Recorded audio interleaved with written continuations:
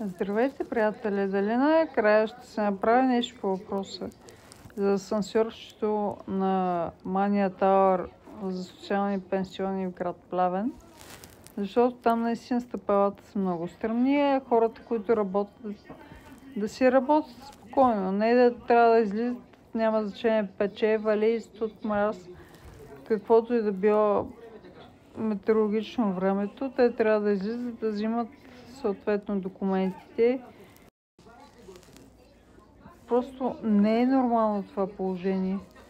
Затова нека самата сграда на Мания Тауър да си направи асансьорчето за хората. Та те да не се чувстват едва ли не 333 категория и да трябва да бъдат унижавани, защото това е унижение за мен. Предполагам, че за всеки един, който е инвалид, да седи да чака и да се моли. При положение, че си едно такова асансьорче, отива, хваща с асансьорчето, слиза долу, върши работа. Продължава, излиза и си продължава нататък. Както ви казах, дава ви пример с енергоразпределение. Те си направили рампата, всичко има както трябва. Училищата също си направили рампите както трябва. Не е нормално. Аз примерно работя в окръжна болница. Та също има прекрасна рампа. Ходиш си, влизаш си без проблем. Вършиш си работата, няма проблем.